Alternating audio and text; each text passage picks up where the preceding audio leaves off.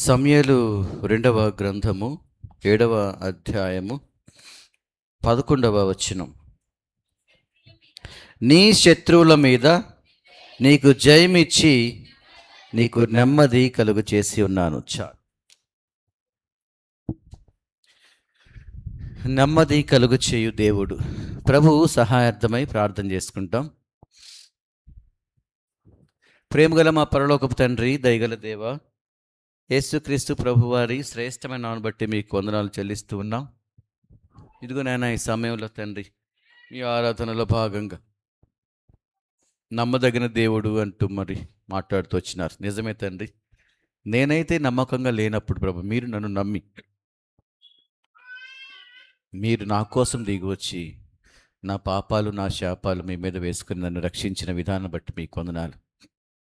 నాకు రక్షణ కలిగించడం వల్ల మీరు నమ్మదగిన వాడిగా ఉన్నారు. అందును బట్టి మిమ్మల్ని ఆరాధిస్తూ ఉన్నాను. నేను కూడా మరలా తప్పిపోకుండా, కుడికి కానీ ఎడమ కానీ తొలగిపోకుండా నా చుట్టూ మీరు మీ యొక్క ఆత్మను ఆవరింపచేసి నన్ను నడిపించినారు. మీకు వందనాలు. నన్ను నడిపించడంలో మీరు నమ్మదగిన వారు. అందును బట్టి మిమ్మల్ని ఆరాధిస్తూ ఉన్నా.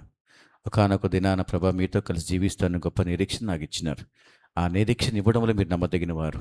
అందును బట్టి మిమ్మల్ని ఆరాధిస్తూ ఉన్నాను తండ్రి. ఏమి ఇవ్వగలను తండ్రి? ఏమి ఇచ్చిన గ్రస్తుడిని ఏమి ఇవ్వలేక మీరు నాకు ఇచ్చిన ఉచితంగా ఇచ్చిన రక్షణ పాత్రను చేత పట్టుకొని మా స్తుతి ఆరాధన మీకు సమర్పించుకుంటున్నాం. అంతేకాకుండా దయగల తండ్రి, మరొకసారి మీ పాదాల చెంతకు చేరుతుండగా చదవబడిన ఈ లేఖనాన్ని మీ చేతుల్లో పెడుతుండగా ఆశీర్వదించండి, విరవండి, మాకందరికీ అర్థమరీతిలో వడ్డించండి. లేఖనాల్లో ఉన్నటువంటి ఆ సారాంశాన్ని గ్రహించే ఈ కృపను మాకు దయచేస్తారని వేడుకుంటున్నాం. మిమ్మల్ని ఎరిగిన వారమై ప్రభా మరి మా జీవితాల్లో నెమ్మదిని కలిగించడానికి మరి మీరు చేసినటువంటి ప్రతి ఒక్క ప్రయత్నాన్ని ప్రభా మేము ఆపాదించుకునే విధంగా నడిపించుకుంటామని వేడుకుంటాం. తద్వారా మమ్మల్ని మేము పరిశీలించుకొని పరీక్షించుకొని యోగ్యమైన రీతిలో మీ బలలో పాల్పొందే కృపను మాకు దయచేస్తామని వేడుకుంటున్నాం. ఇదిగోనైనా మీరు మాట్లాడుతుండగా, మీరు స్వరిస్తుండగా, మీరు ఉచ్చరిస్తుండగా, మీరు ఉనికిని కలిగి ఉంటూ ఉండగా మీ మాటలు వెల్లడగొడుతోడని వెలుగుగా ఆజ్ఞాపించండి. నెమ్మది లేని నెమ్మదిని, సమాధానం లేని సమాధానం, జ్ఞానం లేని జ్ఞానమును వారికి దయచేస్తామని వేడుకుంటున్నాం.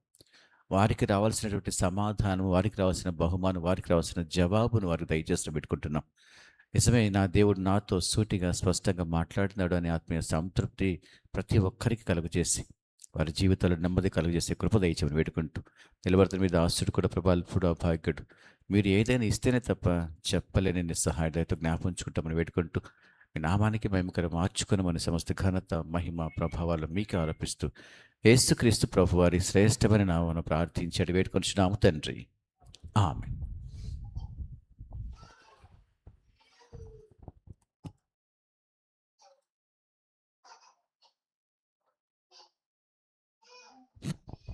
మరొకసారి ఆ వాక్య భాగాన్ని మనం చదువుకుంటాం. సండే స్కూల్ పెడతావా కుమారి? సండే స్కూల్ టీచర్ గారు ఎక్కడున్నారు చూడమ్మా.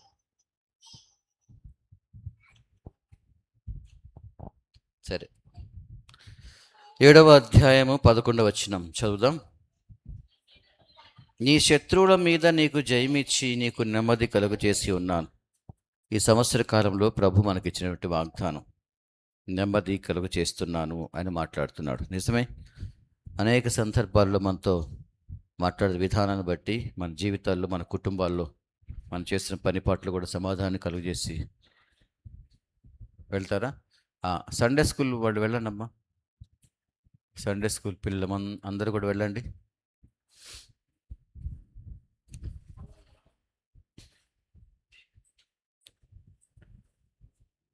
సండే స్కూల్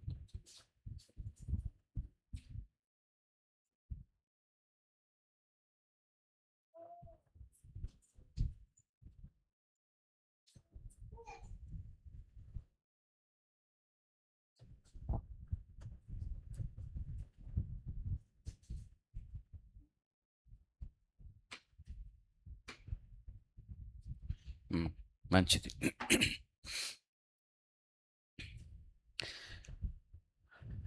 నీకు నెమ్మది కలుగజేసి ఉన్నాను.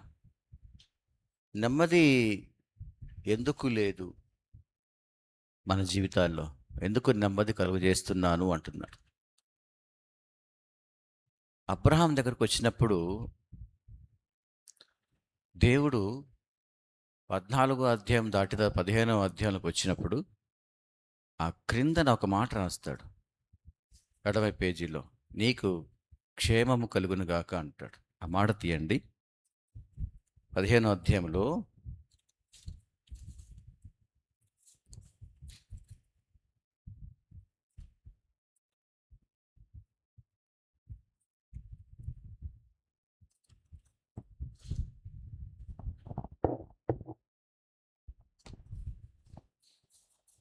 15వ వచనం చదవండమ్మా. Page number 10. నీవు క్షేమముగా నీ పితరుల యొద్దకు పోయేదవు, మంచి వృద్ధాప్యమందు పాతిపెట్టబడదవు. నీవు క్షేమముగా మీ పితరుల యొద్దకు పోయేదవు. ఈ మాట మనం ఒకసారి ధ్యానం చేసుకున్నట్లయితే, క్షేమము అని ఎందుకు అన్నాడు? క్షేమము అనేది ఆ మాట ప్రభు ఎందుకు అనవలసి వచ్చినది? అబ్రాహాంతోనే ప్రభు ఉన్నాడు కదా, అబ్రాహాంతోనే నడుస్తున్నాడు కదా.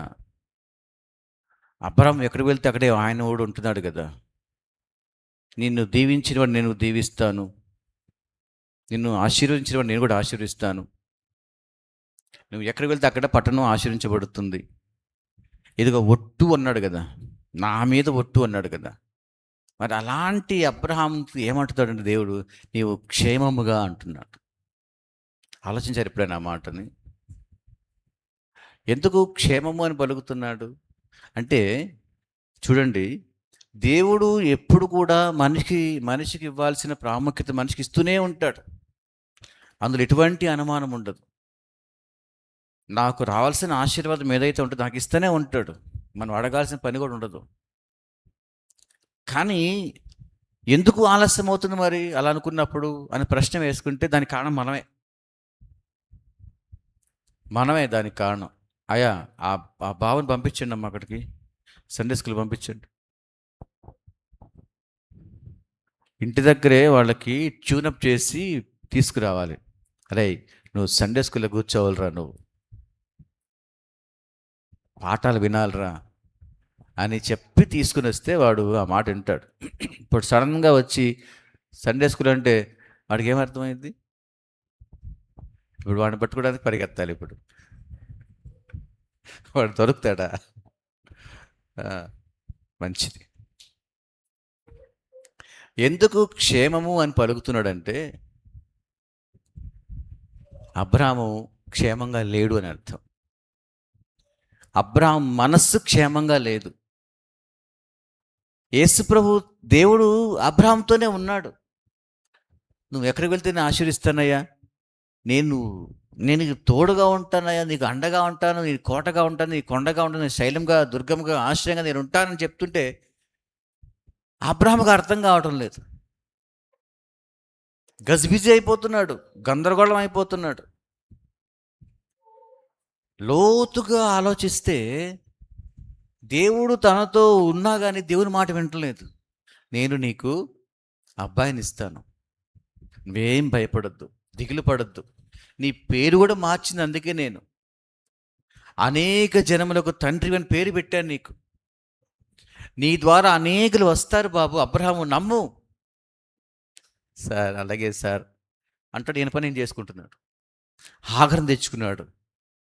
నువ్వు నాకు ఇవ్వట్లేదుగా. దేవుడు రాగానే సార్ అలాగే సార్, మీ చిత్తం సార్, మీ బాంఛన్ సార్ అంటున్నాడు. కానీ ఈయన పని నేను చేసుకుంటున్నాడు. ప్రతి ఒక్క మనిషి కూడా ఇలాగే ఉన్నాడు. దేవుని దగ్గర మాత్రం సార్ అసలు నీ అంతటి వాడు లేడు సార్, నేను ప్రార్థన చేసి మీరు ఇచ్చేస్తారు కదా సార్ అని అంటాము. కానీ ఇంటికి పోయి మన పని మనం చేసుకుంటాం. అందుకే ప్రభు అంటాడు, అబ్రాహాము నీకు క్షేమం కలుగుద్ది. అంటే ఏంటి? ఆయన క్షేమంగా లేడు, ఆయన ఇష్టానుసారం జీవిస్తున్నాడు.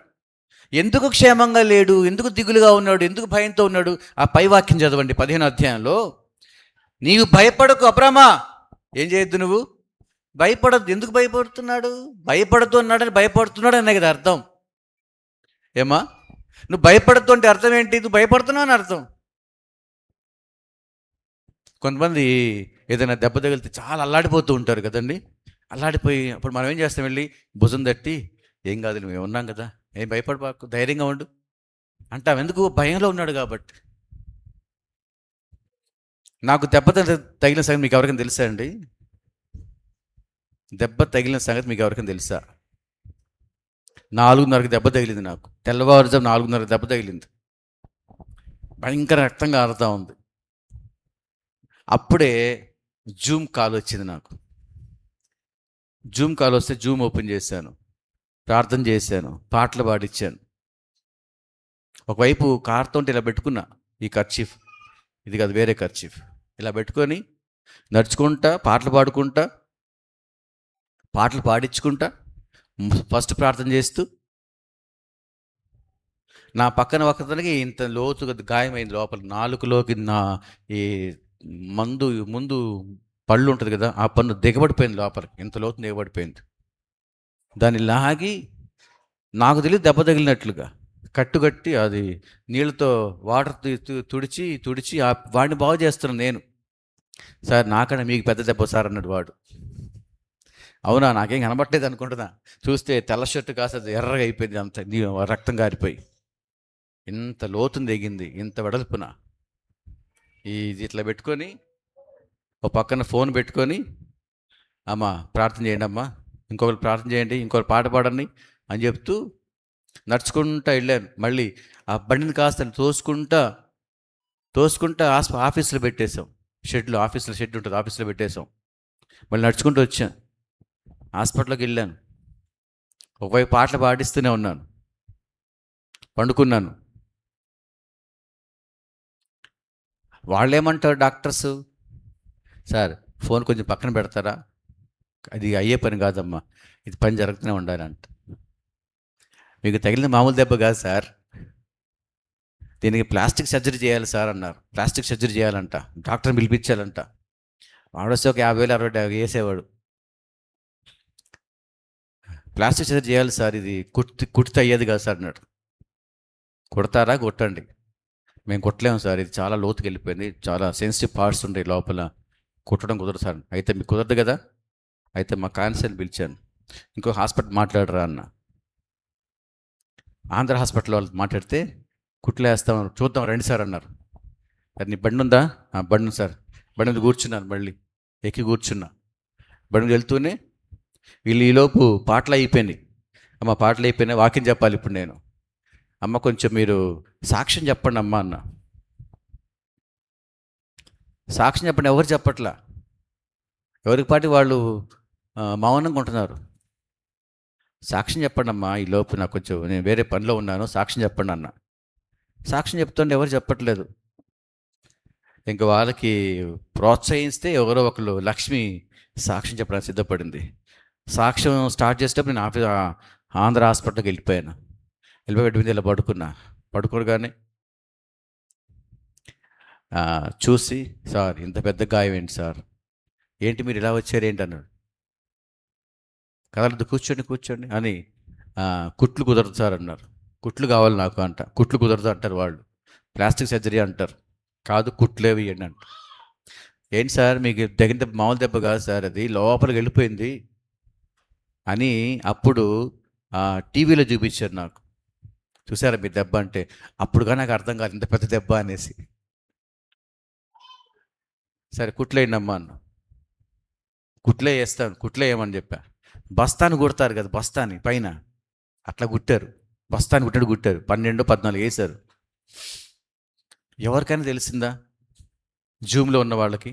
జూమ్లో దాదాపు 30 మంది 35 మంది ఉంటారు కదా, ఆ 30 మంది 35 మందిలో ఒక్కరికైనా తెలిసిందా దెబ్బ తగిలినట్టు? దేవుని కృప అంత గొప్పది. స్టెఫెన్కి రాళ్ళతో కొడితే ఎందుకు దెబ్బ అనిపించలేదు, బాధ అనిపించలేదు అని అనుకునేవాడిని అప్పట్లో. చిన్న దెబ్బ తగిలితే మనం గాయం చాలా ఇదవుతాం కదండి. అన్ని దెబ్బలు తగిలినా కానీ స్టెఫెన్ ఎందుకు బాధగా అరవలేదు అని అనుకునేవాడిని. నాకు తగిలినట్టుగా కూడా కనిపించలేదు నాకు అసలు బాధ. దెబ్బ తగిలింది అన్న అది కూడా నాకు లేదు. నొప్పి కానీ ఏమి కానీ లేదు. దేవుని కృప ఆవరించి ఉంటే మనకు అటువంటి అనుభవం వస్తుంది. అది నిజమైన క్షేమం అంటే. అర్థమైందండి? దేవుడు మనతో ఉన్నప్పుడు మనకి ఎటువంటి, అందుకే కీర్తనకారుడు ఒక మాట రాస్తాడు కదా, నా ప్రక్కన 1000 మంది పడినా, కుడి ప్రక్కన 10,000 మంది పడినా, అది దేవుడు మనతో ఉంటే వచ్చే ధైర్యం అది. దేవుడు మనలో ఉంటే వచ్చే ధైర్యం అది. డాక్టర్స్ ఆశ్చర్యపోయినారు, మీరేంటి సార్ అసలు ఏమీ లేనట్టుగా, మళ్ళీ అదంతా పెద్ద కట్టు కట్టబోయారు. అంత కట్టొద్దయ్యా, జస్ట్ చిన్న ప్లాస్టర్ వేయండి చాలు అన్న. సరే ప్లాస్టర్ వేశారు. ఇంక అలాగే ఆఫీస్కి వెళ్ళిపోయి నడుచుకుంటా, ఆఫీస్కి వెళ్ళిపోయి మా ఆఫీసర్ కనిపించి, సార్ ఇదేంటి అన్నారు, చిన్న దెబ్బ తగిలింది సార్ అన్నాను. అవునా, సరే మీరు రెస్ట్ తీసుకోండి, మేము వేరే పన్ను, అప్పుడు సీఎం ప్రోగ్రామ్ ఉంది, మేము వెళ్తామన్నారు. తర్వాత ఈ ఫొటోస్ పంపించారు సార్ వాళ్ళకి. ఫొటోస్ పంపించిన వాళ్ళు అసలు ఆశ్చర్యపోయారు. ప్రేమ్, ఇంత పెద్ద గాయం అయితే నువ్వేంటి చాలా సింపుల్గా వచ్చి, ఏం లేదా చిన్న దెబ్బ అంటున్నావేంటి, ఇంటికి వెళ్ళిపో నువ్వు ముందు అర్జెంటుగా అన్నారు. రెస్ట్ కావాలి దీనికి అనేసి, కళ్ళు కదలకూడదంట, బయట గాయాలు తగలకూడదు, ఇంకా ఏవో చెప్పారు వాళ్ళు. ఇంటికి వెళ్ళిపో అన్నారు. సార్ నేను డ్యూటీ చేసుకుంటా సార్, నాకేం ప్రాబ్లం లేదు సార్ అంటే ఒప్పుకోలా, ఇంటికి పంపించేశారు. పో రెస్ట్ తీసుకో పో అనేసి. దేవుడు మనతో ఉంటే వచ్చే అనుభవం అది. దేవుని పని మీద మనకుండే ధ్యాస అది. మనం ఏం పాట పాడమంటే నా గొంతు బాగలేదు సార్ అంటాం, ప్రార్థన చేయమంటే సార్ నాకు రాదు సార్ అంటాం కదండి. ఎన్ని సంవత్సరాలుగా మనం దేవుని గురించి దేవుని దగ్గరికి వస్తూ కూడా పాట పాడలేము, ప్రార్థన చేయలేము. దేవుడు మనతో ఉంటే ఆ అనుభవాలు వేరుగా ఉంటాయి, ఆ క్షేమం వేరుగా ఉంటుంది. ఇక్కడ అబ్రహాంతో ఎందుకు అంటున్నాడు ప్రభు, నువ్వు క్షేమంగా మీ పితరుల యొద్దకు వెళ్తావని ఎందుకంటే, అబ్రహాము క్షేమంగా లేడు మనసులో. దేవుడు ఆయనతోనే ఉన్నాడు కదా. ఆయన ఏమన్నాడు ప్రభు 12వ అధ్యాయంలో, అబ్రహాము నువ్వు రా, మీ ఇంటి వదిలిపెట్టి అందరం వదిలిపెట్టి నువ్వు రా అన్నాడు కదా. వచ్చేసాడు కదా, ఆయనతోనే వచ్చాడు. ఆయన కూడా, దేవుడు కూడా ఆయనతో పాటు వస్తున్నాడు. మరి ఎందుకు క్షేమంగా ఉండాలంటే భయంగా ఉన్నాడు ఎందుకు? పైన ఏమన్నాడు, భయపడకు. ఎందుకు భయం ఎందుకు వచ్చింది మరి? అబ్రహాములో ఎందుకు క్షేమం అనిపించడం లేదు? 3 విషయాలు చూద్దాం ఇందులో. ఒకటేంటంటే, ఇంటిని వదిలిపెట్టి వచ్చేసాడు. ఊరు కానీ ఊరు వచ్చాడు, దేశం కానీ దేశం వచ్చినాడు కదండి. అబ్రహాం ఉండే ఊరేమో ఊరు అనే పట్టణం, సిటీ, మెసొపొతేమియాలో ఉండేవాడు. అక్కడి నుంచి తీసుకుని వచ్చి ఇక్కడ పెట్టాడు, ఏడురుపేటలో పెట్టాడు. అబ్రహాం తీసుకొచ్చి ఎడ్రపేటలో చూసి అందరు దెయ్యాలే, ఎటు చూసిన దొంగలే, ఎటు చూసిన అరాచకత్వమే చూశాడు. భయపడుతున్నాడు ఆయన.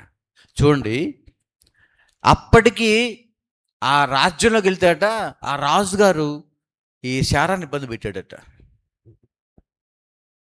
అర్థమైందండి? రాజుగారు ఏం చేశాడు? శారాన్ని ఇబ్బంది పెట్టాడు. ఇంకా ముందుగా కరువు వచ్చేసింది ఆ ఊళ్ళో. వెళ్ళగానే కరువు. ఇంకా గమనిస్తే వాళ్ళ లోతులు కూడా వెళ్ళిపోయాడు అతని దగ్గర నుంచి. ఒంటరిగా మారిపోయినాడు, ఒక్కడైపోయాడు. ఏం చేయాలో అర్థం కావట్లేదు. బంధువులా లేరు, తల్లిదండ్రులా లేరు, ఉన్నవాళ్ళ లేరు, ఊరా తెలీదు, భాష తెలీదు, ప్రాంతం తెలీదు, ఎలాంటి వాళ్ళ కూడా తెలీదు. ఇలాంటి ప్లేస్లోకి నేను వచ్చి పడ్డాను కదా, నా పరిస్థితి ఏంటి? ఇంకా ఏమా భయం ఉంటుందా లేదా? మనకు తెలియని ప్రదేశంలో మనం ఒక్కళ్ళు వెళ్ళామనుకోండి, ఎలా ఉంటుందండి మనకి? అమెరికాకి వెళ్ళారనుకోండి, మీరు ఎప్పుడైనా వెళ్ళే అవకాశం వస్తే వెళ్తారు కదా. మీ పిల్లలు మంచిగా చదువుకొని ఉన్నతమైన స్థానంలో ఉన్నప్పుడు, అమ్మా దా అమెరికాకి వెళ్దాం అన్నాడు అనుకో, అక్కడ ఉద్యోగం చేసి చెప్పు, మీరు వెళ్ళరా? వెళ్తారు కదా. అమెరికాకే వెళ్ళారనుకో, ఇలా అక్కడ ఫ్లైట్ దిగారనుకో, ఎవ్వరు లేరు, మీ అబ్బాయి ఇంకా రాలేదు, మీకు ఎలా ఉంటుంది అప్పుడు? ఎవరు చూసిన దొంగలానే కనపడతాడు మనకి. అమ్మో, నా సూట్ కేసులో 10,000 ఉన్నాయి, వీడు ఏం చేస్తాడో మాట్లాడుతున్నాడు అనుకుంటాం. అమ్మో, నా మళ్ళీ చైన్ ఉంది, వీడేం చేస్తాడు మాట్లాడుతున్నాడు అనుకుంటాం. చేతిలో ఉంగరాలు ఉన్నాయి కదా అనుకుంటాం. ఒకటే సూట్ కేసు పట్టుకెళ్ళిపోతారేమో అనుకుంటాం. అంటే ఎంత భయంగా ఉంటుంది కదండి. తెలియని ప్లేస్లో తెలియని వాళ్ళ దగ్గరికి వెళ్ళినప్పుడు మనకి ఎంత భయంగా ఉంటుంది. అంతెందుకు, ఇక్కడ నుంచి హైదరాబాద్కి వెళ్ళండి మీరు, మన దేశమే కదా. ఇక్కడ నుంచి హైదరాబాద్కి వెళ్ళిన ఒక్కళ్ళు వెళ్ళండి, ట్రైన్ ఎక్కడ దిగండి, బస్సు దిగండి, మీకు ఎలా అనిపిస్తుంది? ఎలా అనిపిస్తుందమ్మా? భయం అనిపించదా? అబ్రహాము కూడా అదే భయపడుతున్నాడు. మొదటిది ఏంటిదంటే కుటుంబం లేదు. కుటుంబం నా అనుకున్న వాళ్ళు ఎవ్వరు కూడా లేరు. ఆయన పంపించచ్చు కదమ్మా అక్కడికి, చక్క పాఠాలు వింటాడు. బాబు గళ్ళగల చక్క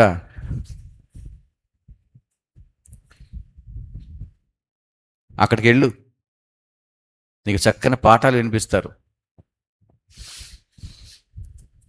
నేను చూసి వీళ్ళందరూ నీ వైపు చూస్తున్నారు, మాట దేవుని మాటలు అనకుండా.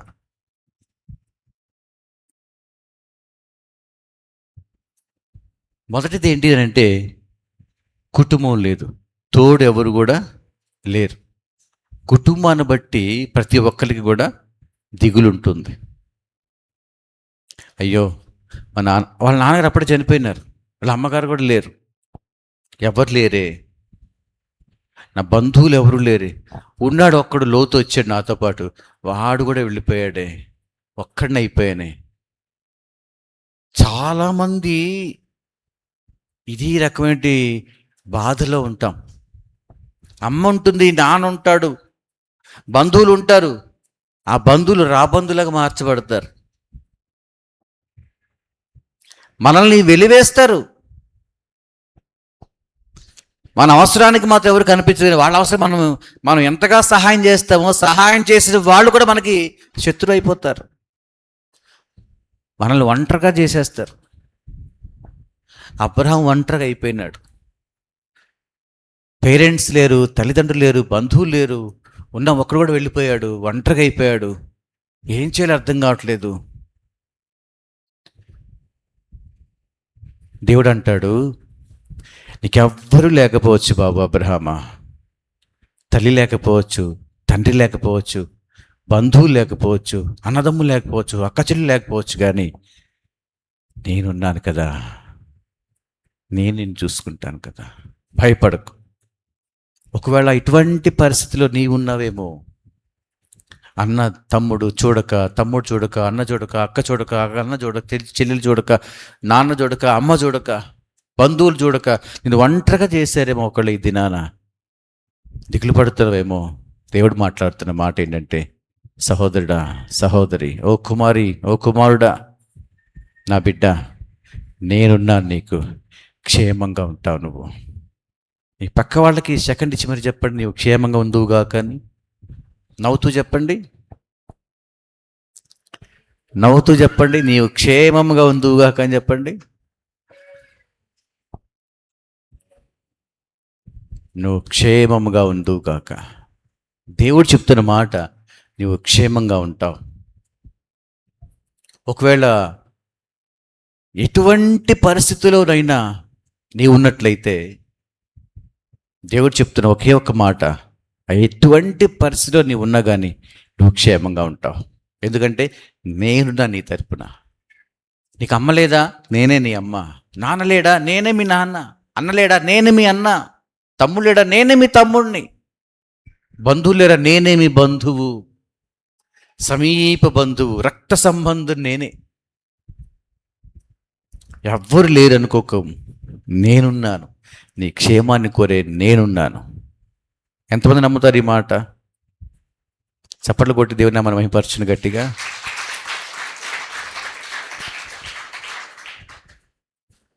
ఈ దినాన ఎవరూ లేరని నీవు అనుకుంటున్నావేమో, కానీ తప్పు. ఈ దినం నుంచి, ఈ క్షణం నుంచి ఆ మాట వదిలిపెట్టి నా దేవుడు ఉన్నాడు అని ధైర్యంగా బ్రతకండి. అది నీకు ఇచ్చే దేవుడి క్షేమం. అది నీకు కలిగే క్షేమం. ఎవరున్నారు మీతోటి? మనతోటి ఎవరున్నారు? దేవుడున్నాడు. ఎవరు లేరనుకోవద్దు, అమ్మ లేరనుకోవద్దు, పేరెంట్స్ లేరనుకోవద్దు, బంధువులు లేరనుకోవద్దు, కానీ నీకెవరున్నారు? దేవుడున్నాడు. రెండో మాట మనం చూస్తాం. చూడండి, ఇక్కడ 15 వచనంలో ఒక మాట ఉంటుంది చూడండి.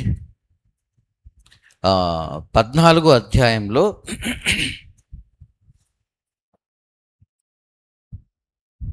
15 వచనం చదవండి. ప్రక్కనే ఉంటుందమ్మా.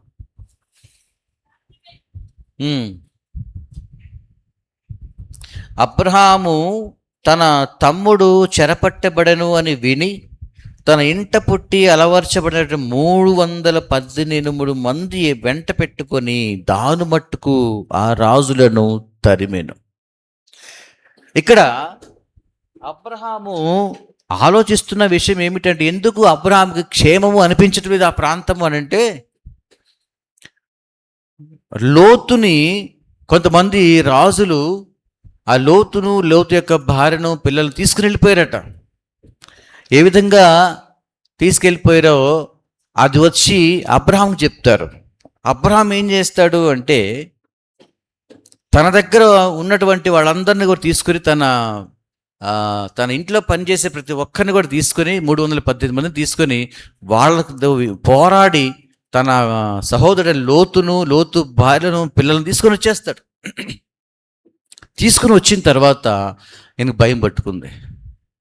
ఇప్పుడు మన ఊళ్ళో నుంచి మనకి ఎవరో ఒక వ్యక్తి వచ్చి చెప్తాడు, అన్న ఆ ఊరు నన్ను కొట్టారన్నా అంటారు. చాకల కుంటలు నన్ను కొట్టేశారన్నా అంటారు. ఇంకా అరే చాకల కుంటలు నన్ను మనల్ని కొడతారా, అరే పదండ్రా ఒక 100 మంది రండ్రా అంటే అందరు కర్రలు వేసుకుని వెళ్ళిపోతారు. ఆ ఊళ్ళోకి వెళ్ళేసి అక్కడ గొడవ చేసి వాళ్ళని కొట్టి మళ్ళీ వస్తారు. దెబ్బలకు కారణం ఎవరు? తగు కారణం ఎవరు? ఆ వ్యక్తి. ఎవరో ఒక వ్యక్తి వచ్చి మనకు చెప్తాడు, మన ఊరు అతను. నేనే చెప్పాను అనుకోండి, అన్న వాళ్ళు నన్ను భలే తిట్టారని అన్న, కానీ మీరు అందరూ ఏం చేస్తారు, మా అన్నను కొడతారా మీరు పరిగెట్టుకుని వెళ్తారు, అక్కడ కొట్టొస్తారు. నాకేమనిపిస్తుంది అప్పుడు, అయ్యో అనవసరంగా వీళ్ళ ద్వారా వాళ్ళని కొట్టించానే, వాళ్ళు వచ్చి నన్ను ఏం చేస్తారు, అసలు కారణం నువ్వేరా, నీ వల్ల మా ఊళ్ళు 2 ఊళ్ళకి తగాద పెట్టావు నువ్వు అనేసి నన్ను ఏమని అంటారు లేదా? ఆ భయం ఉంది అబ్రహాంలో. అనవసరంగా వెళ్ళి మా తమ్ముడు కోసం వాళ్ళతో యుద్ధం చేసి వచ్చాను, నేను వాళ్ళని కొట్టి వచ్చాను, ఇప్పుడు వాళ్ళు నన్ను ఏం చేస్తారు, ఇప్పుడు నేను ఒక్కడనేగా, నాకంటూ అమ్మా నాన్న ఎవరు లేరు, బంధువులు లేరు, ఎవరు లేరు, ఊరా క్రొత్త నాకు. ఈ భయం పట్టుకుంది. అందుకే ప్రభు అంటున్నాడు, నువ్వు క్షేమంగా ఉండుగాక, నీవు క్షేమంగా ఉంటావు, ఇటువంటి శత్రు భయాలకి ఏమీ కలగవు. మన జీవితంలో కూడా అనేక మంది శత్రువులు మనకు ఉంటారు. మనకు ప్రతి పనిలో కూడా ఏదో ఒక శత్రువు మనకుంటాడు. శత్రు భయం మనకుంటుంది. ఆత్మీయంగా చూస్తే ఎన్నో శత్రువులు మనకున్నారు, ఎంతోమంది శత్రువులు మనకున్నారు. భౌతికంగా కూడా మన శత్రువులు ఉంటారు, ఉండరా అండి? ప్రతి ఒక్కళ్ళు కూడా శత్రువులు ఉంటారు. ఏ శత్రువు ఎటు నుంచి మనకి ఇబ్బంది పెడతాడో తెలియదు. మనం మంచిగా అనుకుంటున్న వాళ్ళే మనకి ఏం పొడుస్తారు, వెన్నుపడి పొడుస్తూ ఉంటారు. మనతో బాగానే చక్కగా మాట్లాడుతూ ఉంటారు, మన వెనకాల చాప కింద నీరులాగా. కొంతమంది చేసే పని ఎలా ఉంటుందంటే, పొడిచినట్టు తెలియదు, పొడిచి గంట ఇదిరా అంటారు చివరికి. అటువంటి వాళ్ళు కూడా మన మధ్యలో ఉంటారు, మనతోనే ఉంటారు, మన చుట్టుపక్కలే ఉంటారు, కానీ మనకు తెలియదు వాళ్ళు.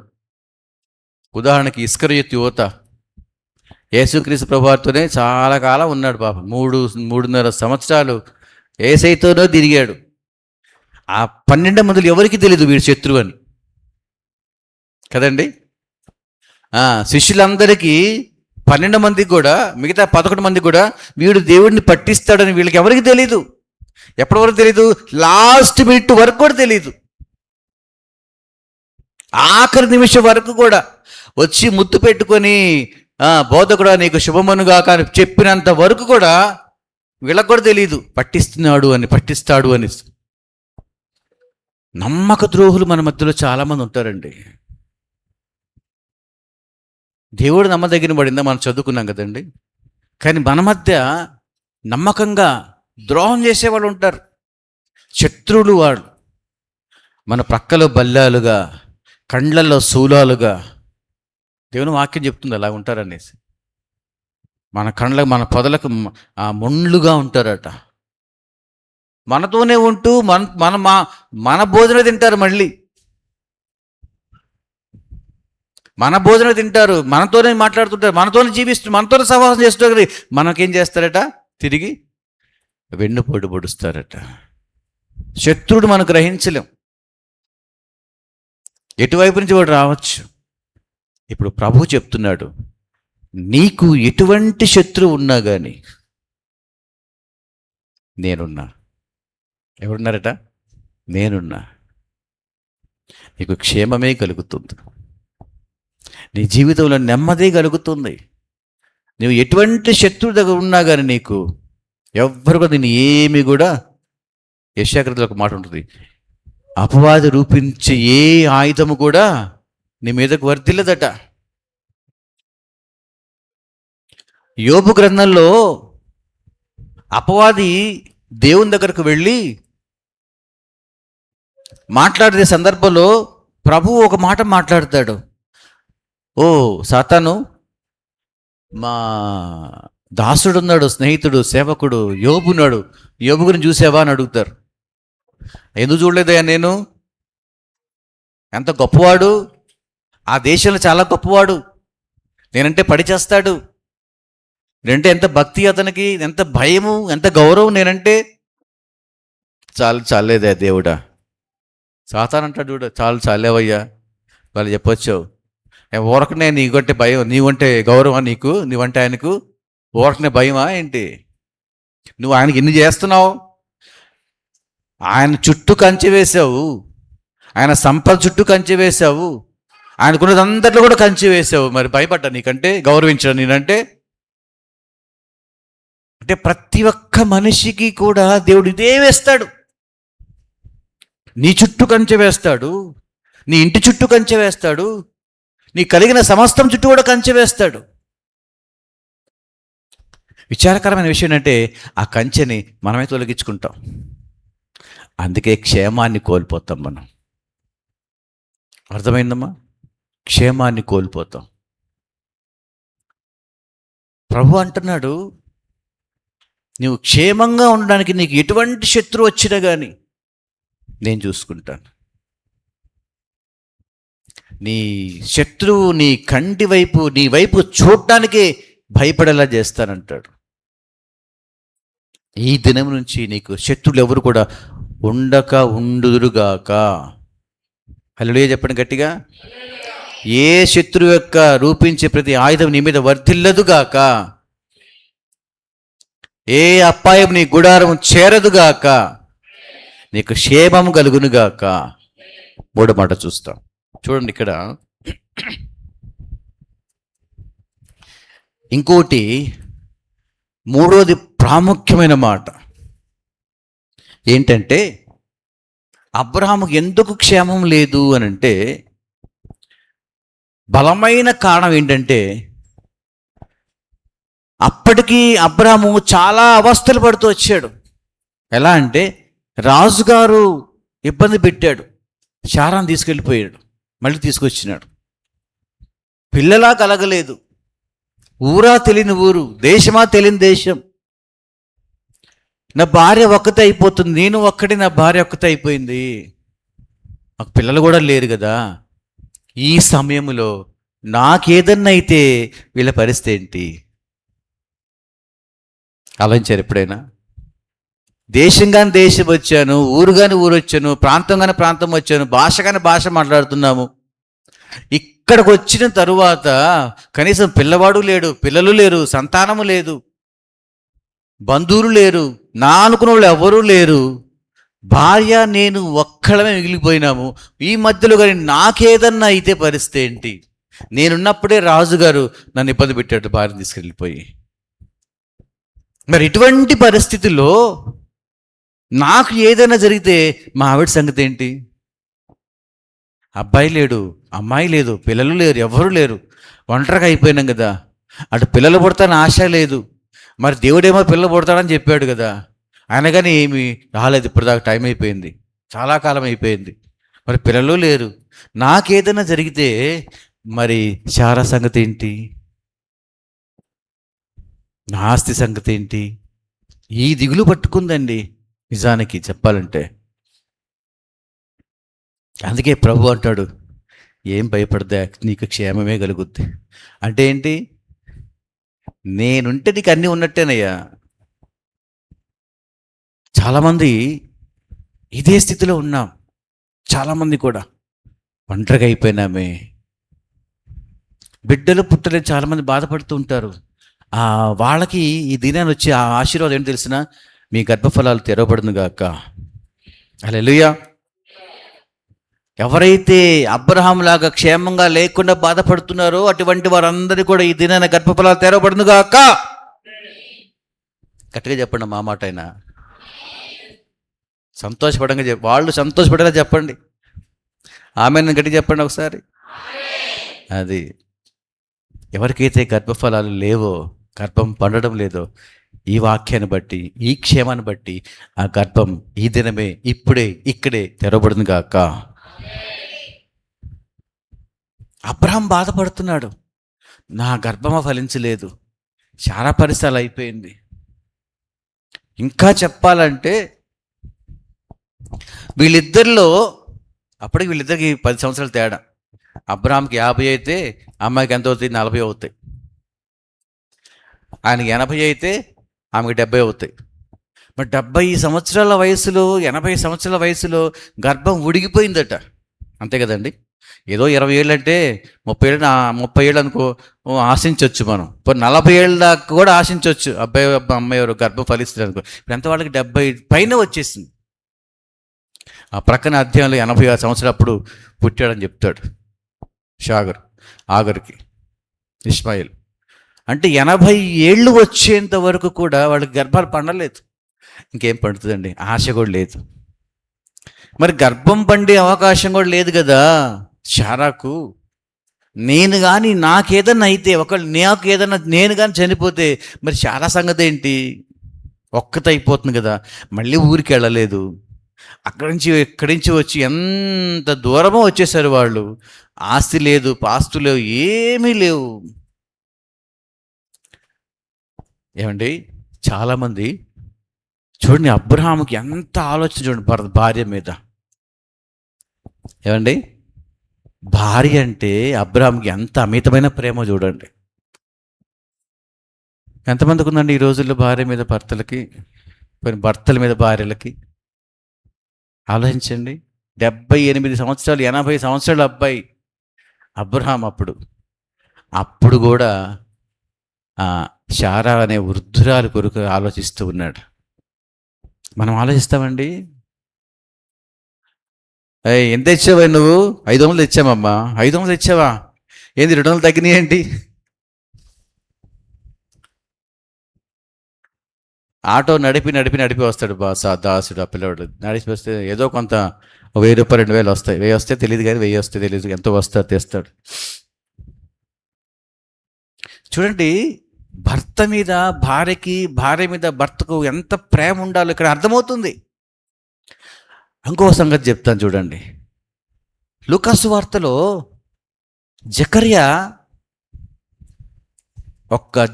దగ్గరకు దూత వస్తాడు, గబ్రియల్ దూత వస్తాడు.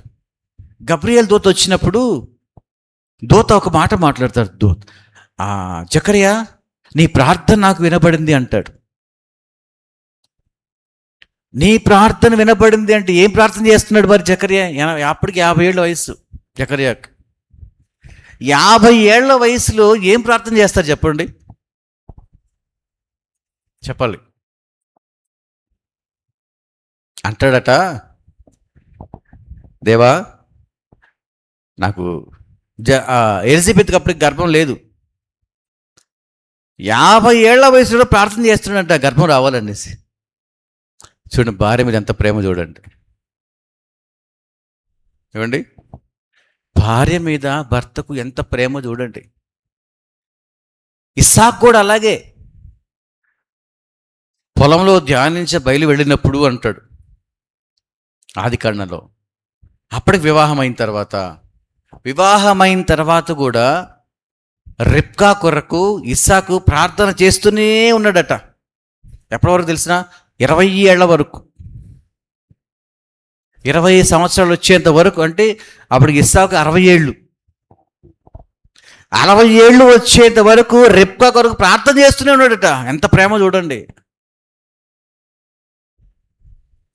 భార్య భర్త అంటే అటువంటి ప్రేమను కలిగి ఉండాలి. ఒకవేళ గర్భం రాకపోయినా, అమ్మా నేను నీకు బిడ్డనే అనుకోవాలి. నేను నీ కొడుకు అనుకో, నేను నీ కూతుర్ని అనుకో. This is the love and affection between husband and wife. భార్య భర్తలు అంటే ఈ విధంగా ఉండాలి. హన్నాకు గర్భం రాకపోతే, సమూయేలు మొదటి గ్రంథంలో ఈ మాట ఉంటుంది. హన్నాకు గర్భం రాకపోతే అప్పటికి ఎలీమెలెకు ఇద్దరు భార్యలు ఉంటారు. ఒక భార్యకు దాదాపు 10 మంది పిల్లలు ఉంటారు. రెండో భార్యకు పిల్లలే ఉంటారు అసలు. హన్న బాధపడుతూ ఉంటుంది. ఏంటయ్యా నాకు పిల్లలేరయ్యా, పిల్లలేరే. ఎందుకమ్మా బాధపడతావు? నేను నీకు 10 మంది కుమారుల వంటి వాడిని కదా, నేను నన్నే నీ 10 మంది కుమారులు అనుకో అంటాడట. చూడండి ఎంత ప్రేమో. బైబిలు చాలా చక్కగా చెప్తుందండి. భార్యాభర్తలు ఎలా ఉండాలి, పిల్లలు ఎలా ఉండాలి, తల్లిదండ్రులు ఎలా ఉండాలి, బంధువులు ఎలా ఉండాలి, స్నేహితులు ఎలా ఉండాలి, ఇరుగు పొరుగు వారితో ఎలా ఉండాలి, వారు ఎలా ఉండాలి, రాజ్యం ఎలా ఉండాలి, రాజకీయ నాయకులు ఎలా ఉండాలి, దేశం ఎలా ఉండాలి, దేశ నాయకులు ఎలా ఉండాలి, ప్రపంచం ఎలా ఉండాలి అనేది బైబిల్ చెప్తుంది మనకు. మనం చదవం కదా. భార్య గురించి భర్త, భర్త గురించి భార్య. అందుకే ఎఫెసీయులకు రాస్తూ పౌలు అంటాడు, భార్యలారా మీ భర్తలను మీ భార్య ప్రేమించును అంటాడు. భర్తలారా మీ భార్యలను ప్రేమించండి అని, భార్యలారా ప్రేమించమని చెప్పడం. మీ భర్తలకు లోబడి ఉండండి అంటాడు. లోబడి దాంట్లో ఉంటుందండి ప్రేమ. నిజంగా చెప్పాలంటే నాకు తెలిసిన ఒక కుటుంబం ఉండేది. ఇద్దరు బాగా చదువుకున్న వాళ్ళు, కాకపోతే ప్రేమించి పెళ్లి చేసుకున్నారు. బాగా చదువుకున్నాడు. కాకపోతే ఆ అమ్మాయి ఒక క్లాస్ ఎక్కువ చదువుకుంది అంతే. అబ్బాయి కన్నా ఒక అమ్మాయి ఒక క్లాస్ ఎక్కువ చదువుకుంది అంతే. ఆ జీవితాంతం వరకు కూడా, నువ్వు తక్కువ చదువుకున్నావు కదా, నేను ఎక్కువ చదువుకున్నాను కదా, నేను గొప్పదాని అంటదట. నిజం. ఫస్ట్లోనేమో నీవంటే పడి పడి చేస్తానంటదట. చివరికి పడేసి తన్నాడట. ఏమే వెళ్ళినప్పుడు చెప్పావుగా, ఏమండి నేను పెద్ద చదువు చదువుకున్నా నీ మధ్య నేను అనుకువగా ఉంటానండి అని ప్రమాణం చేసావుగా. నెల అయిన తర్వాత, నెల 2 నెలలు కాగానే నేను చాలా గొప్పదాన్ని, నేను ఎక్కువ చదువుకున్నాను అని చెప్తా ఉండేదట. చూశాడు. ఏమే ఫస్ట్లోనేమో నువ్వంటే నేను పడి అన్నావు అంటే, ఇప్పుడు ఇలా చేస్తామంటే చూశాడు. ఇంకా జుట్టు పట్టుకొని పీకిందే పీకుడంట. పడేసి తన్నాడట. ఇంకోసారి అంటావా అని, అయ్యా నమస్కారం, ఇంకా అసలు ఎప్పుడు అన్నయ్యా అని చెప్తాడు ఆయన. ఏంట్రా ఎలా ఉంది మీ ఫ్యామిలీ లైఫ్ అంటే, అన్నా స్టార్టింగ్లో మీరు విన్నారు కదా ఆ మాటలు, ఇప్పుడేమో ఇలా అంటుందని అంటే ఏం చేద్దాం అనుకుంటున్నావు అన్నా. ఇంకొకసారి ఆ మాట అనకుండా పడేసి తందాం అనుకుంటున్నాను అన్నాను. క్యారీ అని చెప్పాను నేనే. కొన్ని సందర్భాల్లో బెత్తం పట్టుకోవాలి, తప్పదు.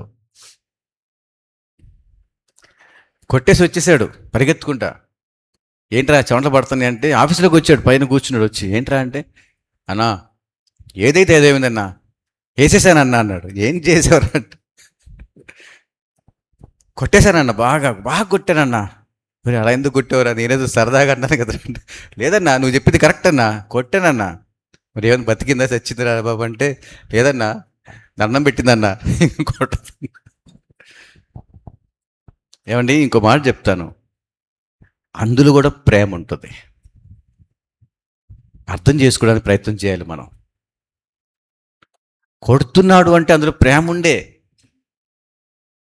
మళ్ళీ ఇంటికి వెళ్ళి ఒక డ్రింక్ బాటిల్ తీసుకెళ్ళాడంట, ఐస్ క్రీమ్ తీసుకెళ్ళాడంట, అన్నీ తీసుకెళ్ళిపోయి ఫ్రూట్స్ తీసుకెళ్ళిపోయి కూర్చోబెట్టి అదేదో ఆయింట్మెంట్ తీసుకెళ్ళిపోయి ఆ దెబ్బలకన్నీ రాశాడట. భర్తలారా మీ భార్యలను ప్రేమించండి, కానీ భార్యలకు ఏమంటాడు తెలిసిన, భార్యలారా మీ భర్తలకు లోబడి ఉండండి. ప్రేమించమని చెప్పడు. ప్రేమ వేరు, అసలు యాక్చువల్గా చెప్పాలంటే ప్రేమ వేరు, ప్రేమ అనేది వేరు. లోబడి దాంట్లో ప్రేమ ఎక్కువ అనబడుతుంది మనకి. ఎంత అణుకోగలిగి మన భర్తకు ఉంటామో అంత ప్రేమ ఉన్నట్టు మనకు అర్థం. అప్పుడు అంతగా భర్త మనం ప్రేమిస్తాడు. ఈ లాజిక్ తెలుసుకుంటే బాగుంటుంది మనందరం కూడా. లోబడి ఉండటంలో ప్రేమ కనబడుతుంది, ప్రేమలో లోబట్ట కనబడదు. మళ్ళీ నేను ప్రేమిస్తాను, నువ్వు నన్ను ప్రేమిస్తున్నావు కదా, చెట్టపడాల్సి వెళ్ళిపోతుండు. అందరూ ప్రేమలో లోబట్టం కనబడదు, లోబడటలో ప్రేమ కనబడుతుంది. అది నేర్చుకోవాలి మనం. ఈ శారా విషయంలో అబ్రహాము అంత ప్రేమ చూపిస్తున్నాయి. నా పరిస్థితి ఏమైతే ఈ అమ్మాయి పరిస్థితి నన్ను నమ్ముకొని వచ్చేసింది కదా, ఊరుగాని ఊరు రమ్మంటే, ఏమయ్యా భర్త గారు, ఏమి అబ్రహమయ్యా నువ్వు, ఏం భర్తవయ్యా నువ్వు, ఎవరో ఏదో మాట్లాడారని చెప్పేసి ఆ మాట్లాడిన ఎవరు కూడా నీకు తెలీదు, కనీసం చూసేవా, చూడలేదు, విన్నావు అంటున్నావు, రమ్మన్నాడు చెప్తా. ఎలా వస్తాను నేను? మా అమ్మగారు ఊరిది, మా నాన్నగారు ఊరిది, మా పొలాలు ఇక్కడే, మా స్థలాలు ఇక్కడే, మా సమస్తం ఇక్కడే ఉన్నాయి కదా. నేను మా పితరులు, మా తాతలు, మా ముత్తాతలు అందరూ ఇక్కడే ఉన్నారు. వీళ్ళందరూ వదిలిపెట్టేసి నీ దగ్గర రమ్మంటావు ఏంటయ్యా నువ్వు? అది మన ఊరు కూడా కాదు, మన దేశం కూడా కాదు, మన ప్రాంతం కూడా, మన మాటలు కూడా కాదు. అక్కడ ఎలా రమ్మంటావయ్యా? నేను రాను, పో, మా ఇంటికి వెళ్ళిపోతున్నాను. ఒక్క మాట శారా అనలేదండి. వెళ్ళమన్నాడా? రమ్మన్నాడా? అందరిని వదిలిపెట్టమన్నాడా? అమ్మా టాటా, నాన్న టాటా, బంధువుల టాటా. మా ఆయనకి దేవుడు చెప్పాడట, వెళ్ళిపోతున్నాం.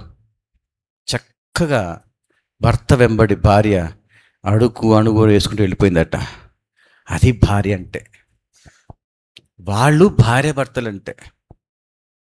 మరి ఏం చెప్పాడో మరి అబ్రహం మనకు తెలియదు. ఆ శారాకి చెప్పిన మాటను తన మనసులో పెట్టుకుంది. నా భర్త చెప్తే ఏదైనా చేస్తాడు, లేదా నా భర్త నాకు మంచి చేస్తాడు, నా భర్త నన్ను కాదని ఏమి చేయడు, ఒకవేళ ఏదైనా చేస్తే నా మంచిగా చేస్తాడు, పద వెళ్దాం. ఇది అణుకు అంటే. ఎంతమంది భార్యలు భర్తలకు ఈ విధంగా అణుకుగా ఉంటున్నారు చెప్పండి. అబ్రహాము 80 ఏళ్ల వయసులో కూడా శారా ఒక్క మాట మాట్లాడలేదట.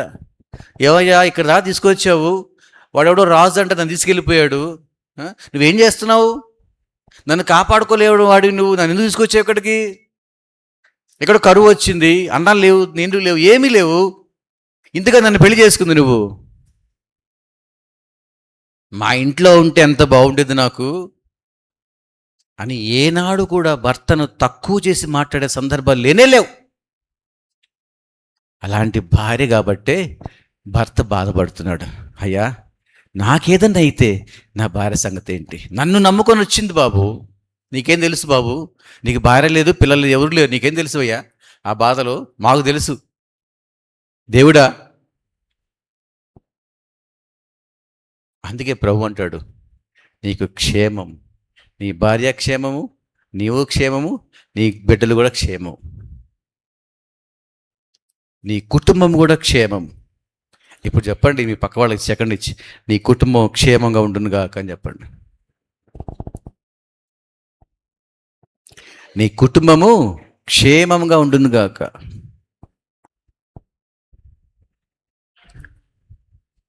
నిజమే కదండి. కుటుంబం క్షేమంగా ఉంటే ఇంట్లో నెమ్మది ఉంటుంది, అవునా కదా. భర్త ఒకలాగా, భార్య ఒకలాగా, పిల్లలు ఒకలాగా అటు వెళ్ళిపోతుంటే కుటుంబంలో ఏమైనా నెమ్మది ఉంటుందండి? కుటుంబం అంటే భర్త, భార్య, పిల్లలు కలిసి ఒకే ఒక మాట మీద నిలబడ్డమే. అది నెమ్మది అంటే. భర్త ఒకలాగా, భార్య ఒకలాగా, పిల్లలు ఒకలాగా, ఎవరి పాటి వాళ్ళ దారిలో. చూడండి ఈ మధ్య కాలంలో ఎవరు కూడా మాట్లాడుకోవడం మానేశారు. ఎవరితో మాట్లాడుతున్నారు తెలిసినా? ఎవరితో? ఫోన్తో మాట్లాడుతున్నారు. మొన్న నేనే స్వయంగా చూశాను. మా పిల్లలందరూ ఇంటికి అందరూ వచ్చి కూర్చున్నారు. ఒకరోజు అందరూ కూర్చుంటే, ఇంతకుముందు మేమైతే ఏం చేసేవాళ్ళం అంటే, అందరూ వాళ్ళ వాళ్ళ ఇళ్లలో జరిగే సంగతులన్నీ కూడా చెప్పుకుని నవ్వుకోవడం లేకపోతే చేసుకునేవాళ్ళం. అర్ధరాత్రి దాటిపోయి 1 గంట 2 3 4 తెల్లవారిపోయేది మేము మాట్లాడుకుంటుంటే. ఆ నవ్వులు, ఆ ఏకేకలు, ఆ సంతోషం వేరుగా ఉండేది. అన్నీ చెప్పుకొని దాదాపుగా కొన్ని రోజులు జరిగే సంగతులన్నీ కూడా చెప్పుకొని ఎంతో సంతోషపడి హృదయం ఆనందంగా ఉప్పొంగిపోతూ ఉంటే ఆ ఆనందం వేరుగా ఉంటుంది. ఇంకా ఆయుష్ పెరుగుద్ది అప్పుడు. అటువంటి స్థితి నేను అనుభవించాను. మొన్నటి దినాన వస్తే ఎవరి పాటికి వాళ్ళు ఆ కుటుంబం ఆ మూలకి వెళ్ళిపోయి వాళ్ళిద్దరు సెల్ ఫోన్ చూసుకుంటూ కూర్చున్నారు. టిక్ టిక్ టిక్ అనుకుంటా. వాళ్ళిద్దరు కూడా మాట్లాడుకోవట్లా. ఆ మూలకి వెళ్ళి ఆ బెంచ్ మీదకి ఇద్దరు కూర్చున్నారు. ఆ కుటుంబం వాళ్ళు కూడా ఇదే టిక్ టిక్ టిక్ అని చూసుకుంటారు. ఆ మూలకి వాళ్ళు వెళ్ళారు. ఇంట్లో ఇద్దరు కూర్చున్నారు. ఆ ఇంట్లో ఆ రూమ్లో ఇద్దరు కూర్చున్నారు. అందరు ఎవరి పాటికి వాళ్ళు వెళ్ళిపోయారు. కనీసం వాళ్ళని మాట్లాడుకుంటా అంటే వాళ్ళు కూడా మాట్లాడుకోవట్లా. సెల్ ఫోన్ తీసేసేదని టకటక చూసుకుంటా అంతే. బొమ్మలాగా అయిపోయారు. ఇట్లాగా ఒక్కొక్కడు ఎవరు చూస్తే అడిపోస్తే వాళ్ళు ఇట్లా బొమ్మలాగా అయిపోయారు. అక్కడ వాళ్ళు ఇట్లా బొమ్మలాగా అయిపోయారు. మరి నాన్న ఏం గతి పెట్టింది మనకి అనుకో. కలవక మనందరం ఒక్కసారిగా కలిస్తే ఎంత సంతోషం ఉండాలండి, ఎంత ఆనందం ఉండాలి.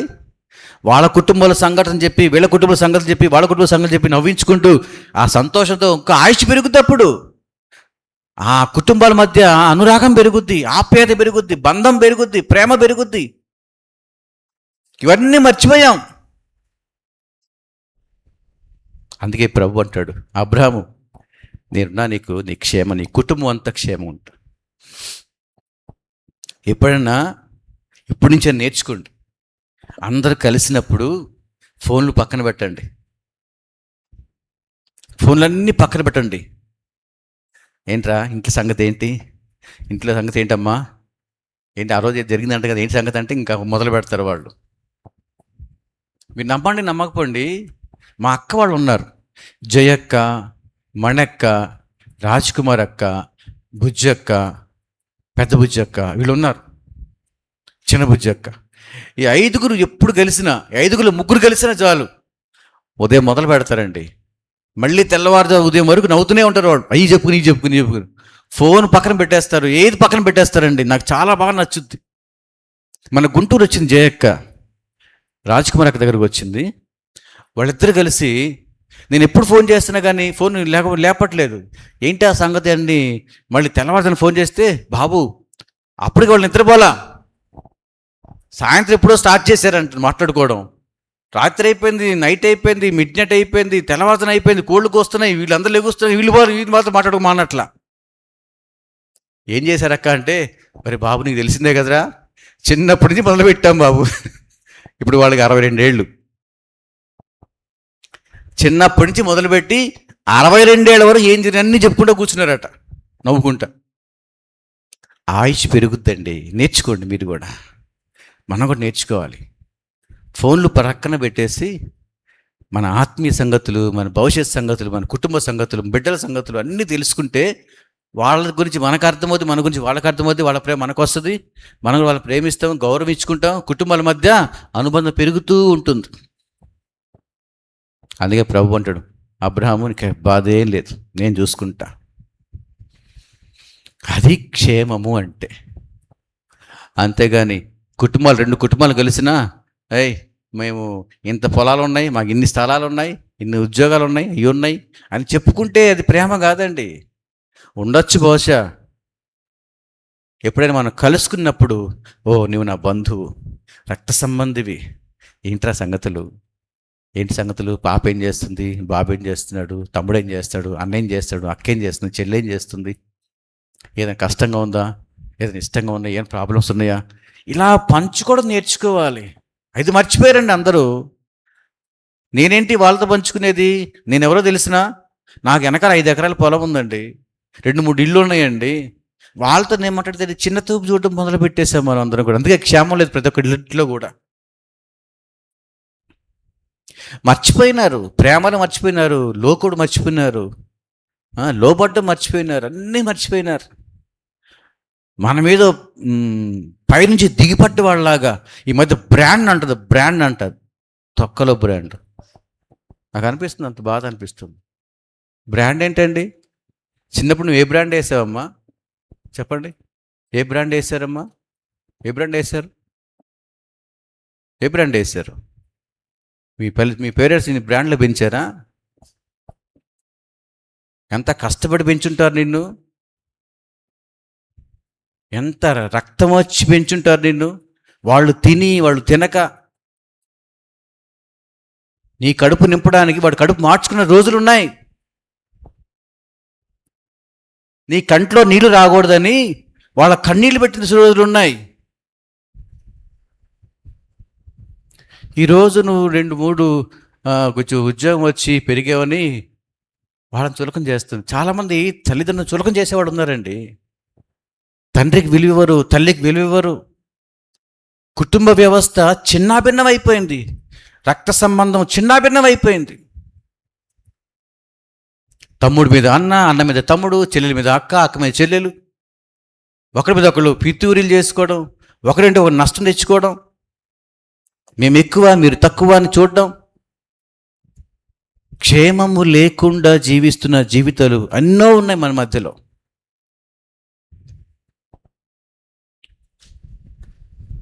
మా నాన్న ఏది తెస్తే అది వేసుకునేవాడు. నేను ఇది వేసుకో అంటే వేసుకున్నాను అంతే. మా పెళ్ళికి అప్పటికి నేను పోలీసు ఆఫీసరే కదండి. పెళ్ళికి అక్క చీర తీసుకొచ్చింది, బట్టలు తీసుకొచ్చింది. మా అమ్మేమో ఆ అమ్మాయికి చీర తీసుకొచ్చింది, కుమారికి. తక్కువ రకమే చీర తీసుకొచ్చింది, అంటే తక్కువలోనే తీసుకొచ్చింది. ప్రక్కన వాళ్ళందరూ కూడా ఇది చాలా చిన్న చీర కదమ్మా, ఇది ఎందుకు ఇంకో చీర కొనుక్కున్నావాలే అంటున్నా కానీ కుమార్ అనింది ఇదే కట్టుకుంటాను చెప్పి అదే కట్టుకొని వచ్చింది. అందరూ తక్కువ చేసినా కానీ మా అమ్మమ్మ తీసింది కదా, నేను ఇదే కట్టుకుంటాను. భర్తకు లోబడుట ఎక్కడి నుంచి వచ్చింది? వాళ్ళ తల్లి నుంచి వచ్చింది. మనం నేర్పించాలి మన పిల్లలకు. మనం యథేచ్ఛగా మనం తిరుగుతూ ఉంటాం, మన పిల్లలు కూడా అలాగే తిరుగుతూ ఉంటారు. మనకి బుద్ధి లేకుండా చేసి వాళ్ళకి బుద్ధి లేకుండా జీవిస్తూ ఉంటుంటారు. అంటారు కదా మనవాళ్ళు, ఆవు చేలో మేస్తుంటే దూడ అంటారు కదండి. అదే ఇక్కడ మాట్లాడుతున్నాడు ప్రభు. మన కుటుంబంలో మనమే మాదిరి. భార్య భర్త, భర్తకు భార్య, భార్యకు భర్త మాదిరి, పిల్లలకు తల్లిదండ్రులు మాదిరి. అప్పుడే నీ జీవితంలో నెమ్మది కలుగుతుంది, సంతోషం కలుగుతుంది, సమాధానం కలుగుతుంది. నీ జీవితం దేవునికి ఇష్టపూర్వకంగా మార్చబడదు, లేకుంటే చిన్నాభిన్నం అయిపోతుంది కుటుంబం. భర్తను లెక్క చేయకపోవడం వల్ల కుటుంబాలు వేరైపోతాయి, భార్య లెక్క చేయకపోవడం వల్ల కుటుంబాలు వేరైపోతాయి, పిల్లలు లెక్క చేయడం వల్ల కూడా కుటుంబాలు వేరైపోతాయి. నాన్న, అమ్మ నీ మీద ఇన్ని చెప్పింది, నాన్న అమ్మ నీ మీద నాన్న ఇన్ని చెప్పాడమ్మా. వీళ్ళిద్దరు పుల్లలు పెడుతూ ఉంటుంటారు పిల్లలు. ఎందుకు? వాళ్ళ బలహీనత వీళ్ళకి తెలుసు కాబట్టి. వీళ్ళ మధ్యలో చేరి వాళ్ళిద్దరిని విడగొడతారు. చివరిలోకి కోర్టుకి వెళ్ళిన తర్వాత నీకు అమ్మ కావాలా, నాన్న కావాలా?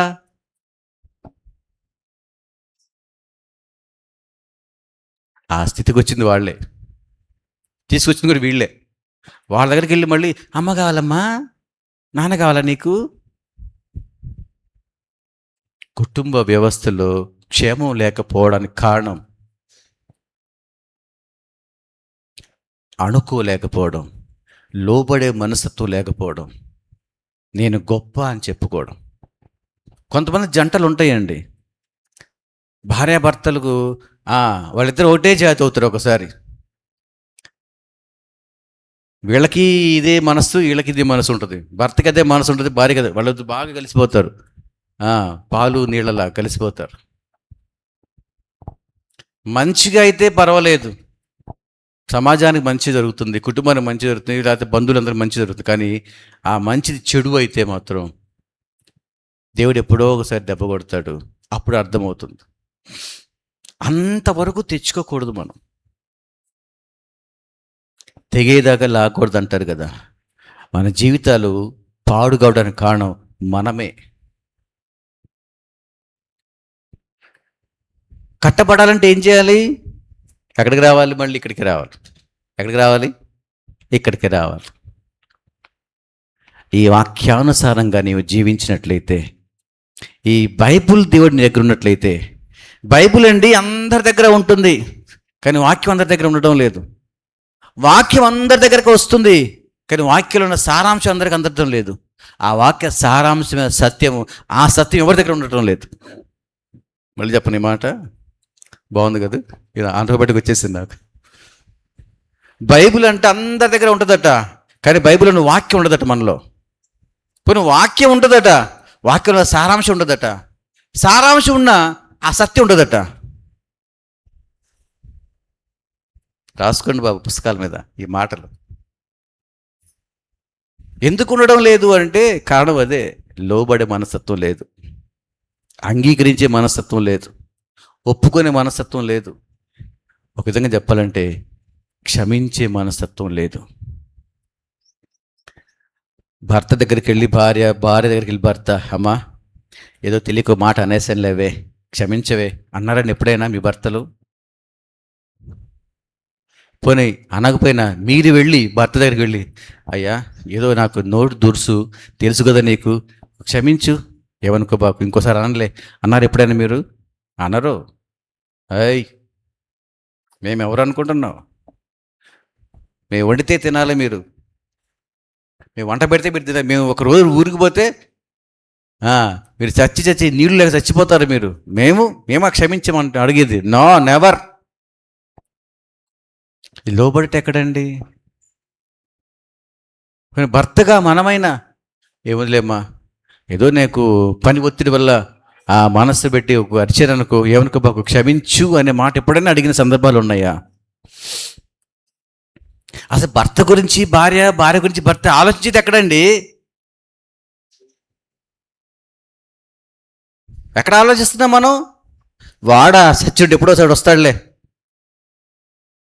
ఎక్కడో తాగాడో పడిపోయి ఉంటాడు, ఏదో రాత్రి 10 గంటలకు 11 గంటలకు వస్తాడులే. ఇది మన స్పందన భర్త గురించి. దయచేసి జ్ఞాపకం ఉంచుకోనండి, ఎందుకు మన జీవితంలో మన కుటుంబంలో క్షేమం లేదంటే ఒకరి పట్ల ఒకరికి లోబడే మనస్తత్వం లేదు కాబట్టి. ఒకరంటే ఒకరికి లోబడే తత్వం లేదు కాబట్టి. ఒకరంటే ఒకరికి ప్రేమ తక్కువైంది కాబట్టి. అది అందుకే ప్రభు అంటాడు, అబ్రాము భయపడకయ్యా, నీకు క్షేమాన్ని నేను ఇస్తాను.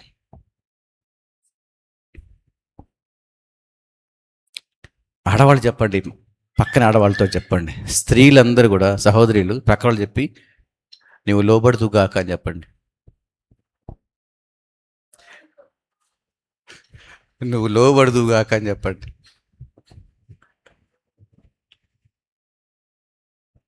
భర్తకు లోబడితే దేవునికి లోబడినట్టేనండి. గుర్తుపెట్టుకోండి, భర్తకి లోబడి ఉంటే, భర్తకు శిరస్సు ఎవరు? యేసుప్రభు వారు. అంటే యేసుప్రభుకి మీరు లోబడినట్టు అర్థం.